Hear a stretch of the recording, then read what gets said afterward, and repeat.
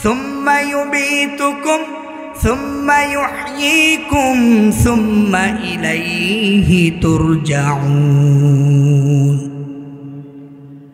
ও দুনিয়ার মানুষ, তোমরা দুনিয়ার জমিনে এক সময় বেঁচে ছিলে না, তোমাদের কোনো অস্তিত্ব ছিল না, তোমার কোনো পারিবারিক পরিচয় তোমার জানা ছিল না, সমাজের মধ্যে তোমার নাম বলতে কোনো কিছুই ছিল না, তোমাকে কেউ চিনত না, তোমাকে কেউ জানতো না, তোমার সম্পর্কে কেউ তোমার পরিচয় জানতো না। ঠিক আজ থেকে 100 বছর পরেও আস্তে আস্তে মানুষগুলা তোমাকে আমাকে ভুলে যাবে। কথা বলেন ঠিক কিনা? সুম্মা ইউমীতুকুম সুম্মা ইউমীতুকুম সুম্মা ইউমীতুকুম। তোমরা ছিলে মৃত, তোমরা কেউ দুনিয়ার জমিনে বেঁচে ছিলে না। আমি আল্লাহ পাক রব্বুল আলামিন তোমাদেরকে অত্যন্ত মায়া করে, দয়া করে, ইহসান করে এত সুন্দর স্ট্রাকচার তৈরি করলাম। ও বান্দা, তোমার চেহারার মধ্যে তাকায় দেখো রে বান্দা, তোমার চেহারাটা কত সুন্দর করে বানাইলাম রে বান্দা। আয়নার সামনে গিয়ে যখন নিজের চক্ষু নিজের চেহারাটা দেখবেন, আপনি প্রতিটা পার্টস আপনি অনুভব করবেন, ফিল করবেন, আপনি গবেষণা করবেন। আপনার চেহারার প্রতিটি পার্টসকে আল্লাহ তাআলা কত দামি রূপে তৈরি করেছেন, কত সুন্দর করে বানিয়েছেন। পৃথিবীর জমিনে লক্ষ লক্ষ কোটি কোটি মানুষ এসেছে, আছে এবং আসবে। একজনের সাথে আরেকজনের চেহারার কোনো মিল আছে নাকি? একজনের চেহারার সাথে আরেকজনের কোনো মিল নাই। আল্লাহ বলতেছেন সুম্মা ইউহয়ীকুম, আমি আল্লাহ তোমাকে একটা সুন্দর জীবন ব্যবস্থা দান করে দিলাম। ও বান্দা, তুমি তোমার চেহারার মধ্যে তাকায় দেখো রে বান্দা, আমি আল্লাহ তোমাকে কত আউশ করে দুনিয়ার জমিনে পাঠাইয়া দিলাম। তোমার চেহারা এত সুন্দর করে বানালাম, তোমার চেহারার প্রতিটা পার্টস আমি অনেক দামি বানাইয়া দিলাম, অনেক দামি বানাইয়া দিলাম। কেমন দামি হতে পারে, কেমন দামি হতে পারে? আল্লাহ পাক রব্বুল আলামিন আসমানের নিচে জমিনের ভিতরে যত হাজার মাখলুকাত আছে, সকল মাখলুকাতের চাইতে ইনসান অর্থাৎ মানুষ জাতিকে সর্বশ্রেষ্ঠ বলে ঘোষণা দিয়েছেন। সুবহানাল্লাহ। কুনতুম খায়রা উম্মাতিন উখরিজাত লিন্নাস।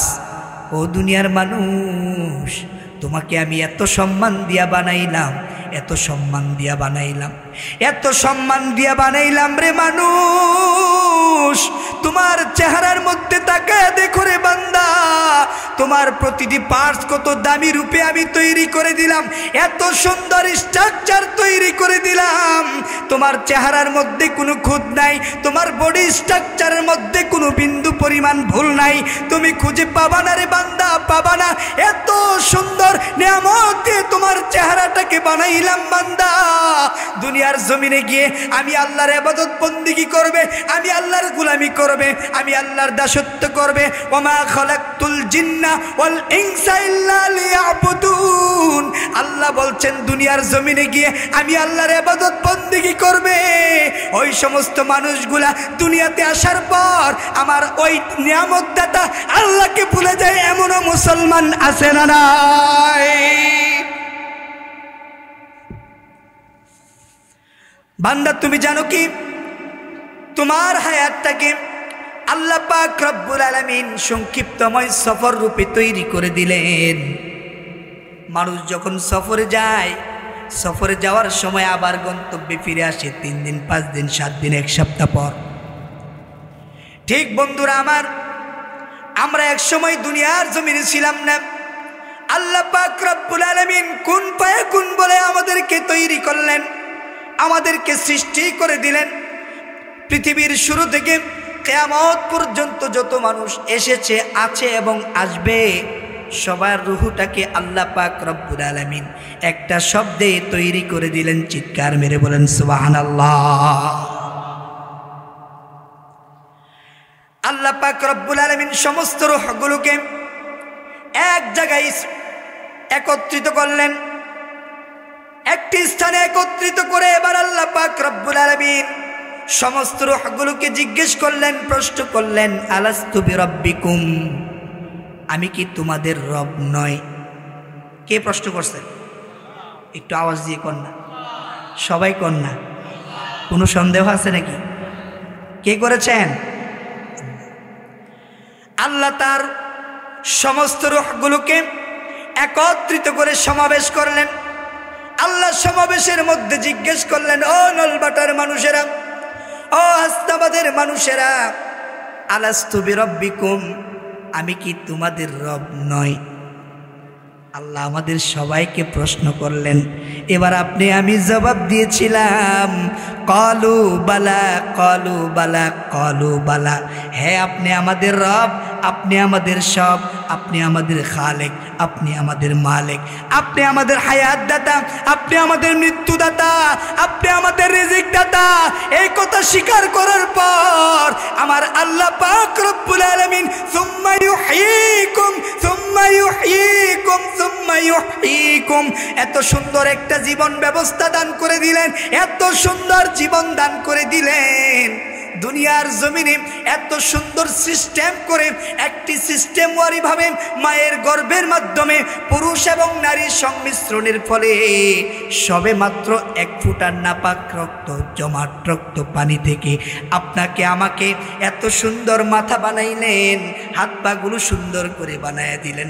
ও বান্দা তুমি তাকায় দেখো রে বান্দা, ও বান্দা তুমি চলার জন্য এত সুন্দর পা বানায় দিলেন, তুমি কাজ করার জন্য হাত বানায় দিলেন, খাওয়ার জন্য আঙ্গুল তৈরি করে দিলেন, মুখের স্বাদ দেওয়ার জন্য একটা জিহ্বা বানায় দিলেন, যেই জিহ্বার মধ্যে তুমি 1000 রকম স্বাদ দিতে পারো। সুবহানাল্লাহ। ও বান্দা তুমি তাকায় দেখো, তোমার চেহারার মধ্যে এত সুন্দর সুন্দর পার্টস তৈরি করে দিলাম, তার মধ্যে একটি দামি পার্টস হচ্ছে চক্ষু। এই চক্ষুটাকে এত সুন্দর করে বানাইলেন, চক্ষুর দিকে তাকালেই একজনে আরেকজনের দিকে মায়া লাগে, কি লাগে না? যার চক্ষু নাই সেই বুঝে চক্ষের মর্যাদা কত, যে কানে শুনে না সে বুঝে কানের দাম কত, যে ব্যক্তি কথা বলতে পারে না সেই বুঝে টোনের দাম কত, যেই ব্যক্তির হাত নাই সেই বুঝে হাতের মর্যাদা কত, যেই ব্যক্তির পা নাই ওই ব্যক্তি বুঝে পায়ের মর্যাদা কত। আপনার আমার তো সব কিছু আছে, এই জন্য আপনি আমি বুঝতে পারি না, অথচ আমার আল্লাহ আপনার আমার প্রতিটি পার্টসটাকে আপনার আমার জীবনে কোনো না কোনো কাজের জন্য তৈরি করছেন, কি করছেন না? গোটা দেহের মধ্যে চক্ষু এমন একটা জিনিস, যে চক্ষু দিয়ে আপনি বহুদূর পর্যন্ত দৃষ্টিপাত করবেন। এত সুন্দর দামি লেন্স, পাওয়ারফুল লেন্স দিয়ে আল্লাহ তাআলা, এত পাওয়ারফুল লেন্স দিয়ে আল্লাহ তাআলা চক্ষু বানায় দিলেন। ওই বান্দা দুনিয়ার জমিনে যাওয়ার পর সেই ব্যক্তি আমার প্রতিটা নিয়ামত দেখে দেখে আমার শুকরিয়া আদায় করবে, আমার ইবাদত বন্দেগী করবে, আমার গোলামি করবে, আমার দিকে মুতাওয়াজ্জু হবে। ওই দুনিয়া যাওয়ার পর আমার আল্লাহ পাক রব্বুল আলামিন এত এত নিয়ামত দিয়ে আমাদের জন্য তৈরি করে রেখে দিয়েছেন, এত এত নিয়ামত দিয়ে আমাদেরকে দুনিয়ার জমিনে পাঠিয়ে দিলেন। কিন্তু সে আল্লাহকে আমরা দুনিয়ার জমিনে এসে আল্লাহর নিয়ামত ভক্ষণ করে, আল্লাহর অসংখ্য অগণিত নিয়ামত, রহমত, বরকত আমরা গ্রহণ করে সে আল্লাহকে ভুলে যায়, এমনও মুসলমান আছে না নাই? নামাজ পড়ে না, রোজা রাখে না, আল্লাহর হুকুম মানে না, আল্লাহর অর্ডার মানে না, আল্লাহর নিষেধকে মানে না, এমন একজন নয়, দুইজন নয়, অসংখ্য অগণিত মুসলমান এই জমিনের উপরে আছে না নাই? যদি ভাইজান সবাই নামাজ পড়তো, যদি আল্লাহর হুকুম সবাই মানার চেষ্টা করত, তাহলে দেখতেন ফজরের নামাজের রাকাতে, ফজরের নামাজের জামাতে সহিত যত লোক নামাজ পড়তো সারাদিন তার তত লোক পরিমাণ নামাজে লোক হতো, ঠিক কিনা? একজন মানুষও বেনামাজি সমাজের ভিতরে থাকতে পারতো না, একজন মানুষও অফিস আদালতে নামাজ না পড়ে থাকতে পারতো না।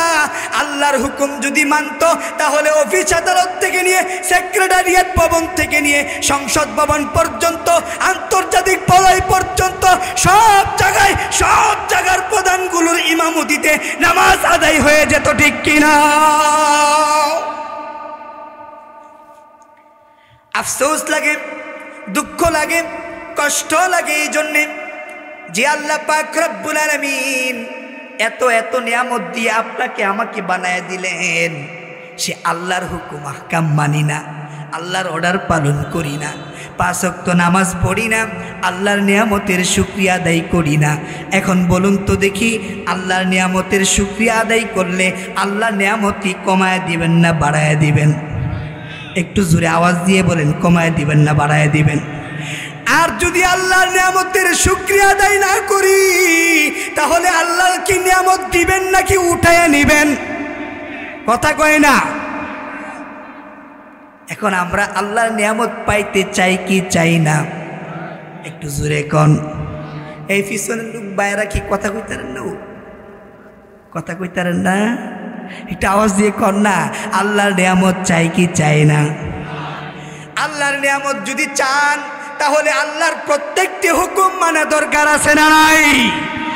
আল্লাহ পাক রব্বুল আলামিন বলছেন, আমি তো আসমান এবং জমিনের মালিক, আমি তোমাদেরও মালিক, এমন হাজার রকমের যত মাখলুক আমি আল্লাহ পাক রব্বুল আলামিন তৈরি করে দিলাম, এই সমস্ত মাখলুকাতের সৃষ্টিকর্তা আমি আল্লাহ সুবহানাল্লাহ। তার মানে আমরা ভাড়াটি আসছি, ঠিক কিনা? হ্যাঁ, কথা কয় না, ঠিক কিনা? আমরা কি সবাই কন ভাড়াটিয়া? আপনি মনে মনে কইতারেন, হুজুরে কি করলো এটা? আমরা ভাড়াটিয়া কেমনে? আমার বাড়ি আছে, গাড়ি আছে, কোটি কোটি টাকা দিয়ে আমি বাড়ি বানাইছি, আমি এমন 5,000 গাড়ি কিনছি, আমার এগুলো আবার ভাড়াটিয়া হয় কেমনে? আপনার ভাড়াটিয়া হয় কেমনে? আপনি তো সব কামাইছেন, সব করেছেন, কিন্তু মৃত্যুর সময় কি কিছু নিয়ে যেতে পারছেন? পারছেন? পারবেন? নিয়ে যেতে পারবেন? আমার প্রিয় ভাইয়েরা, আমার প্রিয় বন্ধুগণ, শুধু আপনি আমি নই, এমন যত বড় বড় ধনীদের লিডার যারা ছিল তাদের অসংখ্য গণিত অর্থের কোনো অভাব ছিল না, বাড়ি গাড়ির মিল ফ্যাক্টরি টাকা পয়সার কোনো অভাব ছিল না, তাদের সংশয় সম্পত্তির কোনো অভাব ছিল না। কিন্তু যখন মৃত্যুর ঘণ্টা বেজে গেছে, আমার প্রিয় বন্ধুগণ, আমার প্রিয় মুরব্বীগণ, বলতেছিলাম কাফেরদের বড় বড় লিডার, ধনাত্বের কোনো অভাব ছিল না, তাদের বাড়ি গাড়ি মিল ফ্যাক্টরি টাকা পয়সার কোনো অভাব ছিল না। কিন্তু যখন তাদের মৃত্যুর সময় হয়ে গেছে, তখন তাদেরকেও সমস্ত সম্পত্তিগুলো ফেলে 3.5 টুকরা মাটি, 3.5 টুকরা কাপড় নিয়ে দুনিয়া থেকে বিদায় হতে হয়েছে। এমন অসংখ্য অগণিত লিডারশিপ আছে না নাই? আমার দেশের রাষ্ট্রপতি, সাবেক রাষ্ট্রপতি জিল্লুর রহমান সাহেব একজন রাষ্ট্রের প্রধান, যার কোনো কিছুরই অভাব ছিল না, অর্থের অভাব ছিল না, ক্ষমতার অভাব ছিল না, বাড়ি গাড়ি টাকা পয়সার কোনো কিছুর অভাব কি ছিল নাকি? কিন্তু এত বড় ক্ষমতাশীল হওয়ার পর, এত অর্থশালী হওয়ার পরেও ওই লোককে কি স্বর্ণ দিয়া কাপড় দিয়া কবর দিছে নাকি? একটু আওয়াজ দিয়ে কন। যদি চাইতো যে স্বর্ণের কাপড় দিয়া তিনাকে দাফন কাফন করবেন, তাহলে পারতেন না? ওই ক্ষমতা ছিল না? কিন্তু সব ছেড়ে দিয়ে যেতে হয়েছে। এখন বলুন তো দেখি, একজন নয়, 2 জন নয়, আমার দেশের অসংখ্য অগণিত মানুষ আছে যারা হাজার হাজার লাখ লাখ কোটি টাকার মালিক আছে না নাই? এখন বলুন তো দেখি, ওই সমস্ত মানুষের মধ্যে যারা দুনিয়া ছেড়ে চলে গেছে, তাদের একজনেরও কি রেকর্ড আছে নাকি যাদেরকে কাপড় ছাড়া রেশমি কাপড় দিয়া তাদেরকে কবর দিছে? আছে? রেশমি কাপড় অনেক দামি কাপড় না? ওই দামি কাপড় দিয়েও তাকে কবর দেয় নাই। 3.5 টুকরা কাপড়, সাদা কাপড়, কম দামি কাপড়, এত হাই কোয়ালিটি কাপড়ও দেওয়া যায় না। ও ভাই, দুনিয়ার জন্য, দুনিয়ার মায়ায় পড়ে আপনি বাড়ি গাড়ি মেল ফ্যাক্টরি টাকা পয়সা সব কিছু বানাইলেন, কিন্তু যখন মৃত্যু হয়ে গেল সব কিছু ছেড়ে চলে গেলেন, কোনো কিছুই তো নিতে পারেন নাই। তাহলে আপনি সেই জিনিসগুলার মালিক কেমনে হইলেন? একটারও মালিক আপনি আমি না। বাড়ি গাড়ি সব কিছু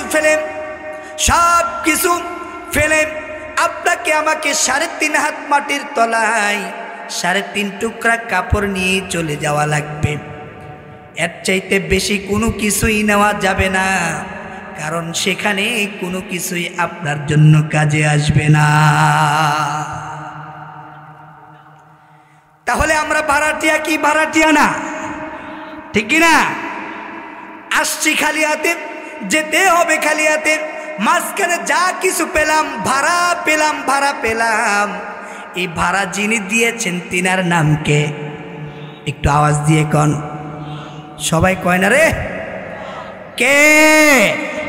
ভাড়াটিয়া কে? তাহলে মালিক তো তিনি। আমরা কেন দুনিয়ার জীবনে এত কিছুর মালিক বনি, এত কিছুর মালিক দাবি করি? সব কিছু তো ফেলেই চলে যাওয়া লাগবে। অতএব দুনিয়ার জীবনটা যতটুকু পেয়েছি, সুম্মা ইউহয়িকুম, অতঃপর আল্লাহ পাক রব্বুল আলামিন আপনাকে আমাকে যে সুন্দর একটি হায়াত দিয়েছেন, একটা জিন্দেগি দিয়েছেন, একটা দুনিয়া দান করেছেন। এই দুনিয়ার সংক্ষিপ্তময় সফর 50-60 বছর 100 বছর পর্যন্ত ধরেন বেঁচে গেলেন। এই 100 বছর পরে হলেও যেখান থেকে এসেছেন সুম্মা ইলাইহি তুরজাউন, আমার আল্লাহ বলছেন যেখান থেকে তুমি দুনিয়ার জমিনে এসেছো সুম্মা ইলাইহি তুরজাউন, পুনরায় তুমি সেখানে ফিরে যাওয়া লাগবে।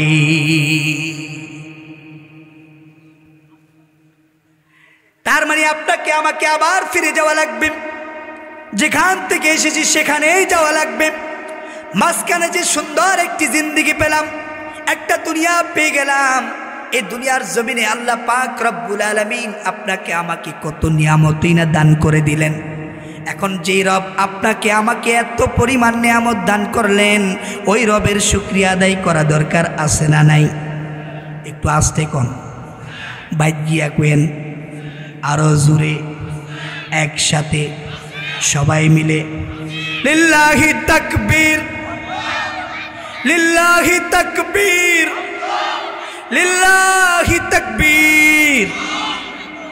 সে আল্লাহর প্রশংসা করা লাগবে।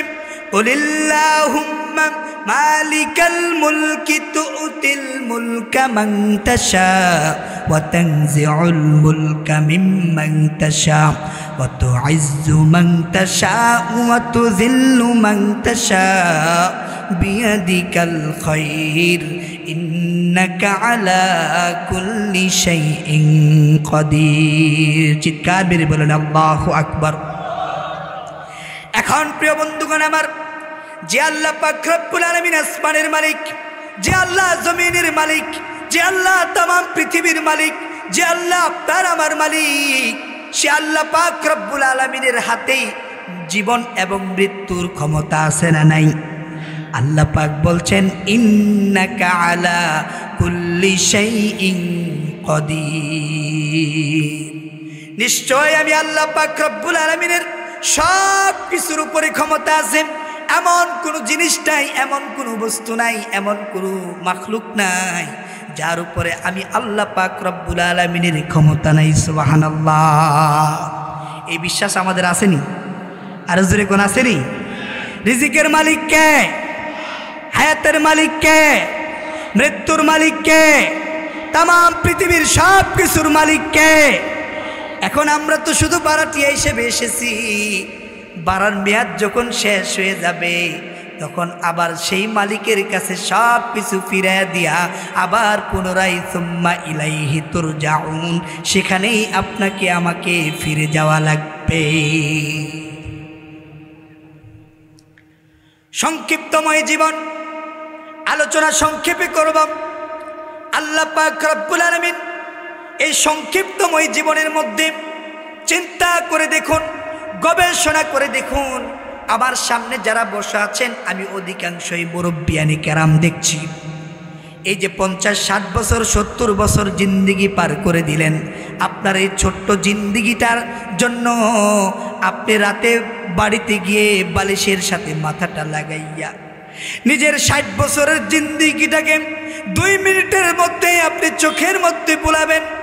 এই 2 মিনিটের মধ্যে আপনার 60 বছরে কি করেছেন কি করেন নাই সবগুলো যখন একটু যাচাই বাছাই করবেন, মনে করবেন, দেখবেন কত দ্রুত আপনার আমার জীবন থেকে 50-60টি বছর চলে গেছে, টেরও পান নাই। এভাবেই মানুষের মৃত্যুর ঘন্টা বেজে যাবে, মৃত্যুর ঘন্টা বেজে যাবে। মৃত্যু দিন দিন আপনার আমার একেবারেই সন্নিকটে চলে আসতেছে।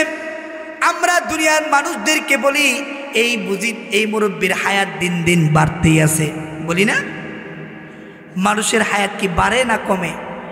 একটু জোরে কোন, বাড়ে না কমে? বলতে পারেন কিভাবে কমে?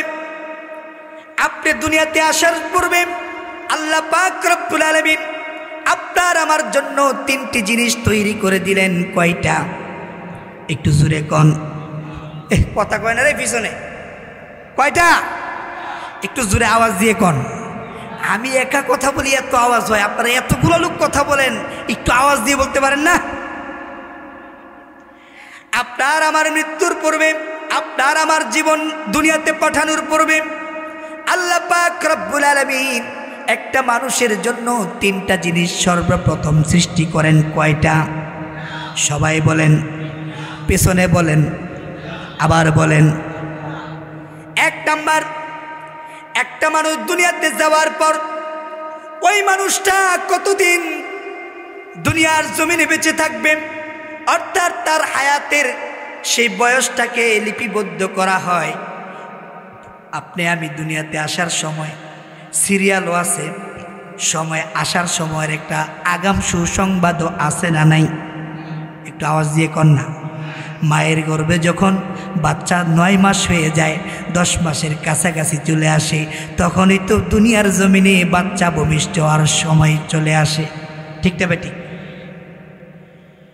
আপনার আমার দুনিয়াতে আসার সময় আছে, আগাম একটা সুসংবাদ বার্তা আগাম দিয়ে রাখা হয়। কিন্তু মৃত্যু কখন হবে পৃথিবীর কোনো মানুষ কি আগাম বার্তা পায় নাকি? একটু জোরে কোন। পিছনের লোকজনরা মনে হয় আগাম বার্তা পায়ও, ঠিক না? আগাম বার্তা পান?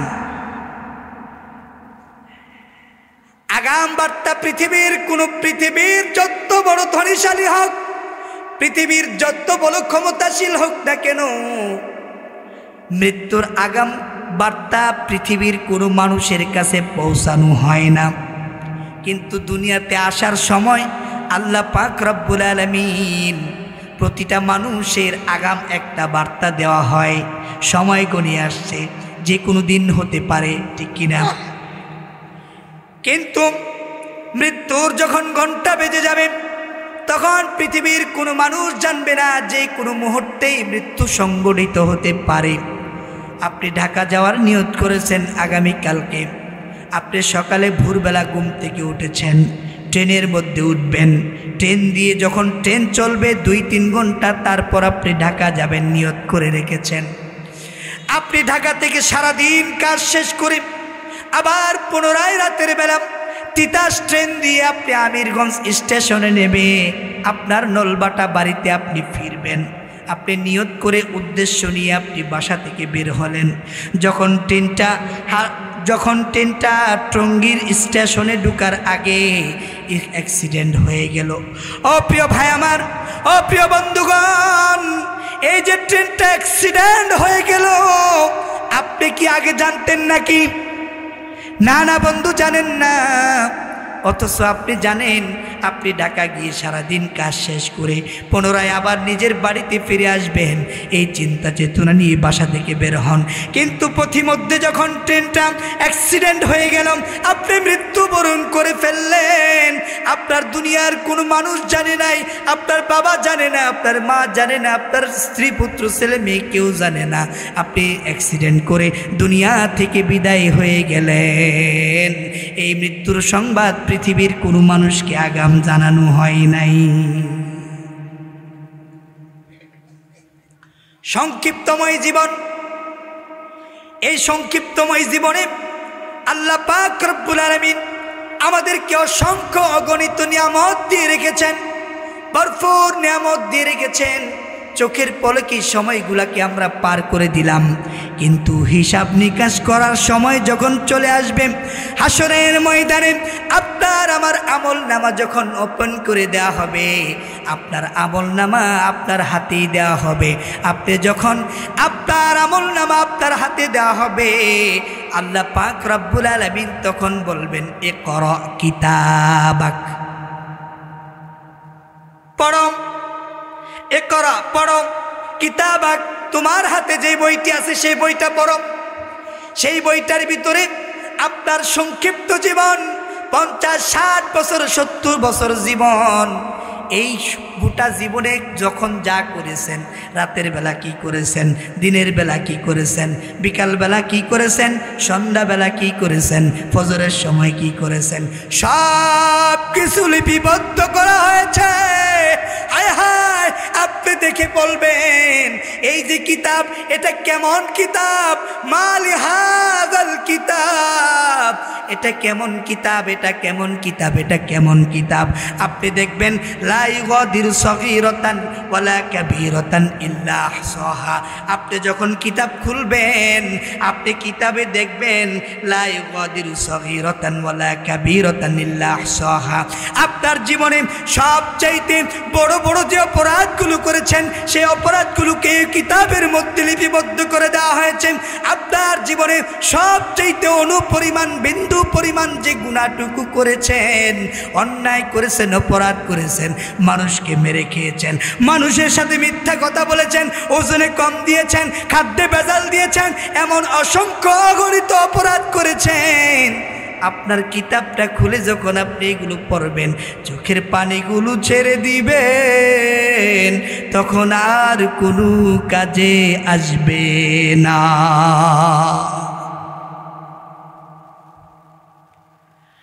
মালি হাযাল কিতাব, আপনি পড়বেন আর চোখের পানিগুলো ছেড়ে ছেড়ে বলবেন, এটা কেমন কিতাব, এটা কেমন কিতাব। এমন কোনো কিছুই বাদ পড়ে নাই সেই কিতাবের মধ্যে। ওয়ালা কাবীরাতান ইল্লা আহসাহা, বড় বড় যত ভালো কাজ করেছেন সেটাও সেই কিতাবের মধ্যে লেখা হয়ে গেছে। বড় বড় ছোট ছোট যত ভালো কাজ করেছেন সেটাও কিতাবের মধ্যে লিপিবদ্ধ করা দেওয়া হবে। আপনি সেই কিতাব পড়ে আপনার আমল নামা আপনি বুঝে যাবেন। সে আমল নামা আপনি আমল নামা পড়ে পড়ে আপনি বুঝতে পারবেন, যদি জান্নাতি হন, যদি দুনিয়ার জমিনে আল্লাহর হুকুম আহকাম মেনে থাকেন, আল্লাহর গোলামি করে থাকেন, আল্লাহর ইবাদত বন্দেগী করে থাকেন, ওই কিতাবটা পড়ে হাসতে হাসতে আপনি জান্নাতের ভিতরে চলে যাবে। আর যদি সেই সংক্ষিপ্তময় জীবনে আপনি আল্লাহর ইবাদত বন্দেগী করেন নাই, গোলামি করেন নাই, দাসত্ব করেন নাই, আল্লাহর নিয়ামতের প্রশংসা শুকরিয়া আদায় করেন নাই, আপনার জন্য দুর্ভাগ্য হচ্ছে। আপনি সেই কিতাব পড়বেন, চোখের পানিগুলো ছেড়ে দিবেন। দুনিয়ার জন্য, দুনিয়া কামানোর জন্য আপনি যা কিছু করেছেন, দুনিয়ার মানুষের জন্য, আপনার মা বাবা, স্ত্রী পুত্র ছেলে মেয়ে, তাদের জন্য আপনি যা কিছু করেছেন, এই সবগুলো তাদের জন্য করেছেন, কিন্তু তারা ওই মুহূর্তে আপনার কোনো কাজে আসবে না। আপনার কবরে আপনাকে যাওয়া লাগবে, আপনার কবরে আপনাকে একা একাই যাওয়া লাগবে, সঙ্গে কেউ যাবে না, কেউ যাবে না।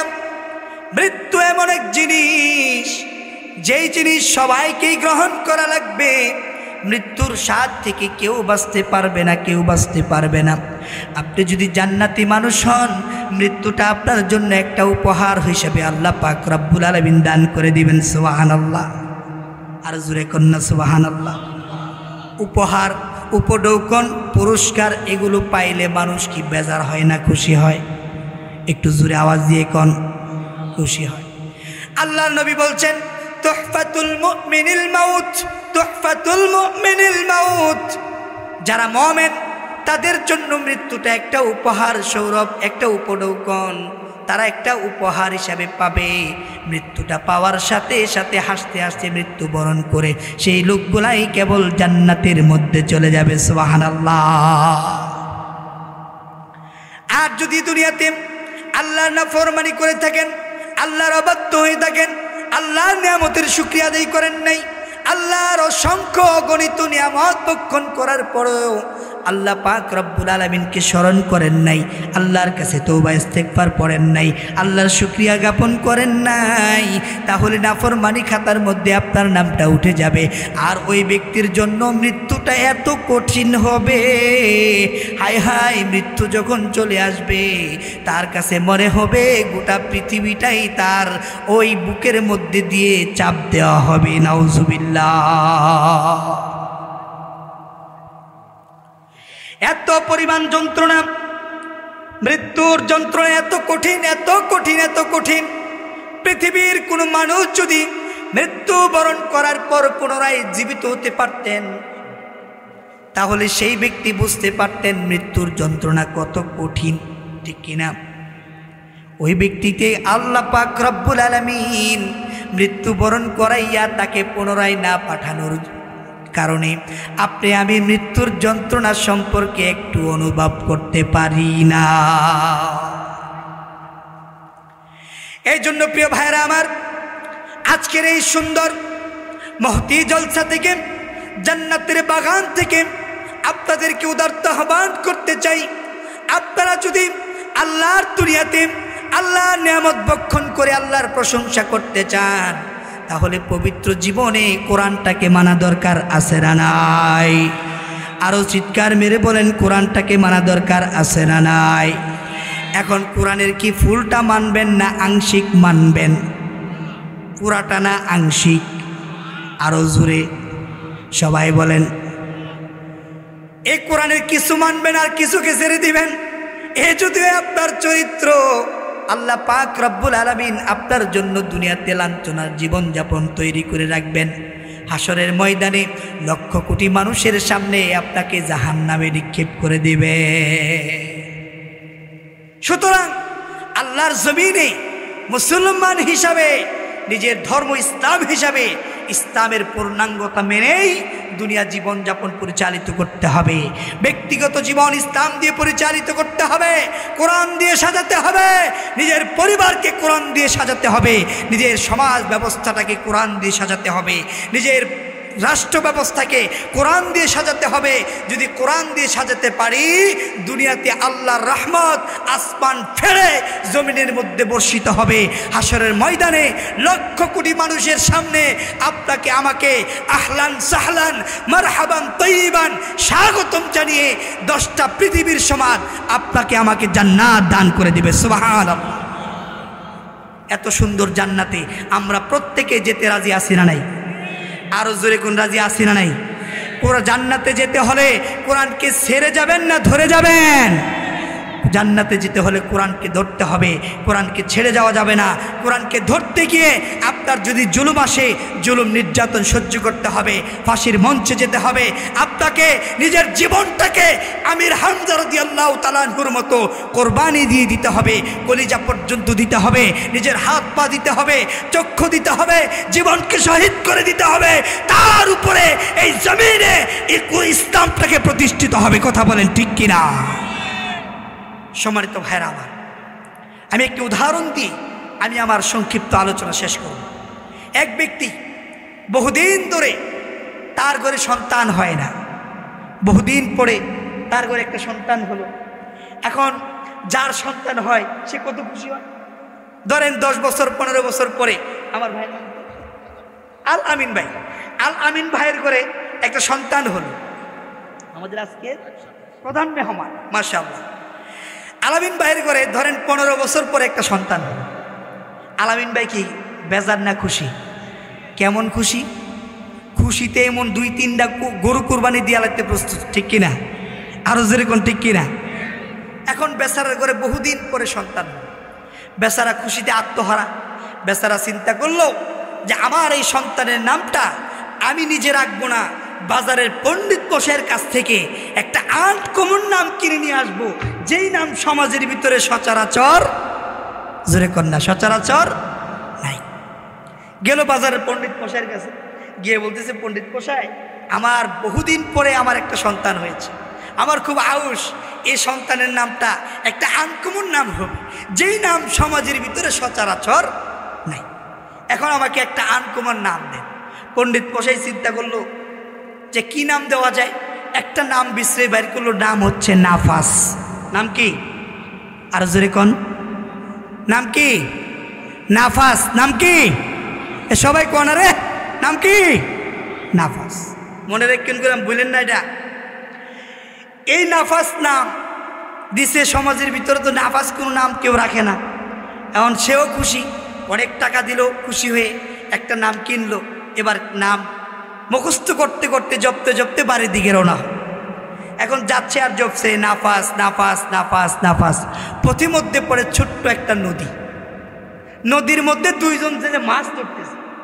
এখন জালের মধ্যে অন্যান্য দিনে তো মাছ লাগে, আজকা জালের মধ্যে মাছ লাগে। 2 জেলে ঘটনা কি, একটু পরে রাস্তার দিকে তাকায় দেখে ওই ভদ্রলোক যাচ্ছে আর জপছে নাফাস নাফাস নাফাস নাফাস। জেলেউলা মনে করছে মাছ না পাইতো, জেলেউলা মনে করছে মাছ না পাইতো। জেলেউলা ঘটনা কি, এই জন্য তো জালের মধ্যে মাছ নাই, জাল ফালা, হেরে আগে দো। জেলে 2 জন জাল টাল সব ফালাইয়া দিয়া হেরে গিয়া থাপড়া মেরে ধরছে। দাঁড়া, তুই কইতাছ মাছ না পাইতাম, এই জন্য আজকে জালের মধ্যে মাছ নাই। তোর আজ একদিন না আমার 10 দিন। ইচ্ছা মতো কিল ঘুষি কুনি যা পারে মুড়া ঠিক মতে মুড়ায়া মাইটার দিয়া বলতেছে, এখন থেকে বলবি আরো লাগ আরো লাগ আরো লাগ আরো লাগ, মানে মাছ আরো, কথা কয় না, মাছ আরো, জোরে কন্যা, মাছ আরো। বেচারা মায়ের খাইছে, উপায় নাই।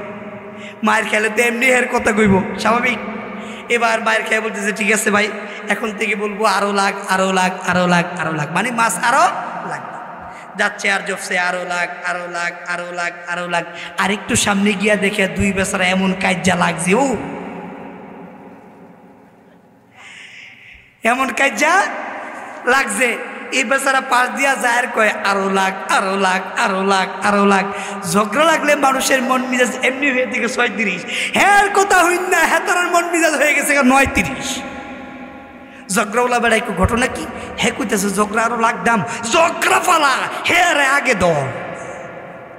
আবার ধইরা ইচ্ছা মতে কিল ঘুষি কুনি যা পারে মায়ের দিয়া, এখন থেকে বলবি আরো সুট আরো সুট আরো সুট আরো সুট, মানে ঝগড়া আরো, কথা কয় না, ঝগড়া আরো সুট, তো ঝগড়া আরো।